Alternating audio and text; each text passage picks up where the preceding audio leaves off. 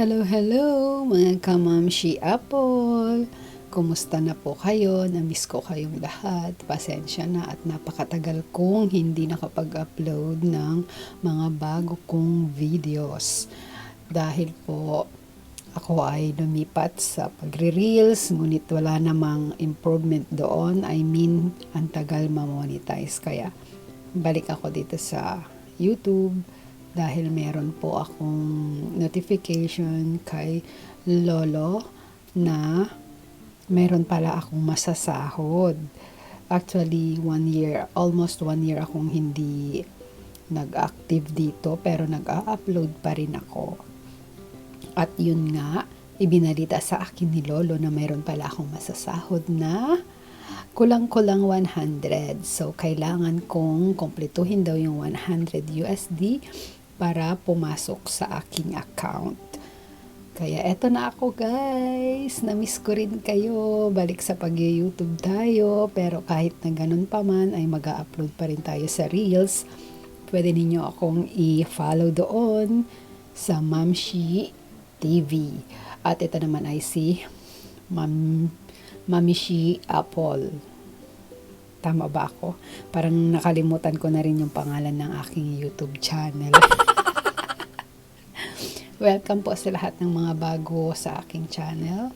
At kung hindi ka pa nakapag-subscribe, please pindutin mo na yung subscribe button dyan at ganun na rin yung notification bell para lagi kang updated sa mga bago kong i-upload na mga videos tungkol dito sa Hong Kong. Maraming salamat. At ganun na rin, pindutin mo na rin yung like button kung nagustuhan mo itong aking bagong video. Ayan, dahil na-promote ko na ang aking channel na Mamshi Apple at ang aking Reels na Mamshi TV, ay isasabihin ko na rin kung nasaan ako nag-explore dito sa Hong Kong. Last year, 2 months ago. Yes, I think this is November. At ngayon ko lang siya na i-edit.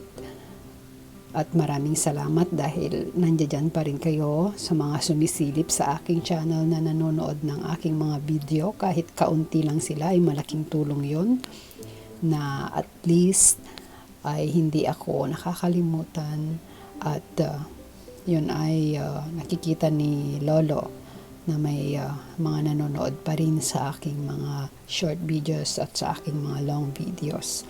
So, nandito po kami sa Fanling.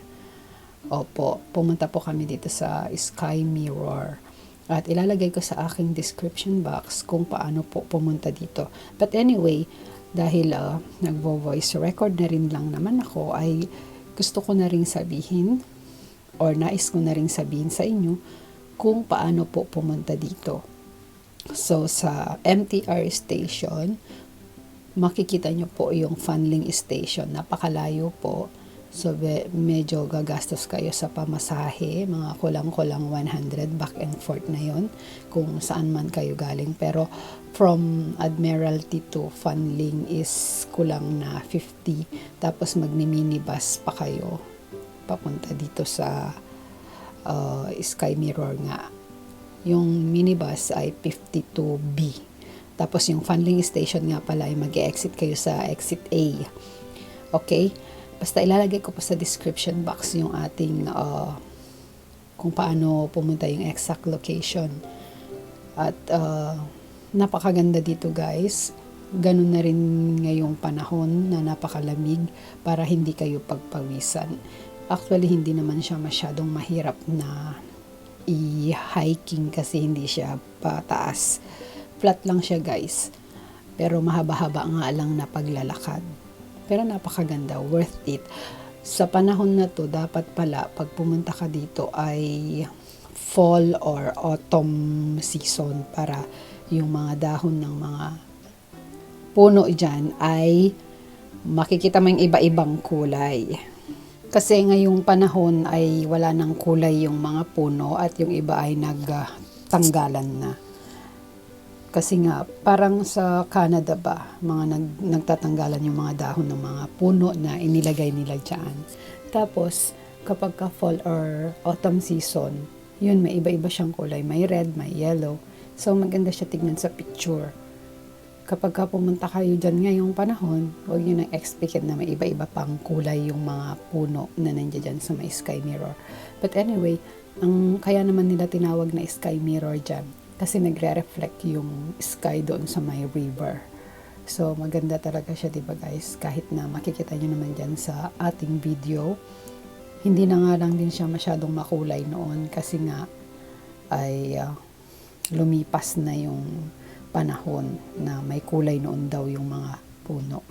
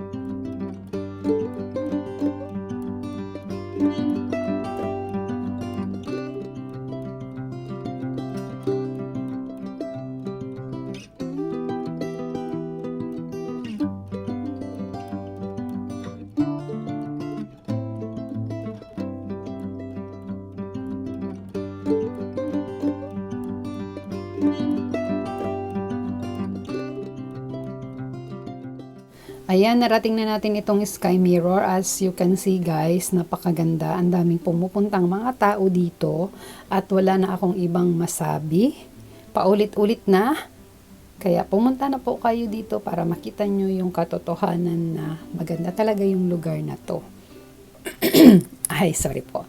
At ito, inedit ko na lang yung sa may settings ng camera para mas maganda yung kulay ng sky mirror, di po ba? Pero yung talagang in reality ay hindi siya ganyan kakulay. Nilagyan ko na lang ng pangpaganda sa ating settings ng camera. And so, hanggang dito na lamang po guys. At muli ako ay nagpapasalamat sa inyo sa inyong panonood ng aking video for today. Thank you so much guys. I appreciate you all and see you soon on my next vlog. I love you all and God bless you all. Mama, chup chup.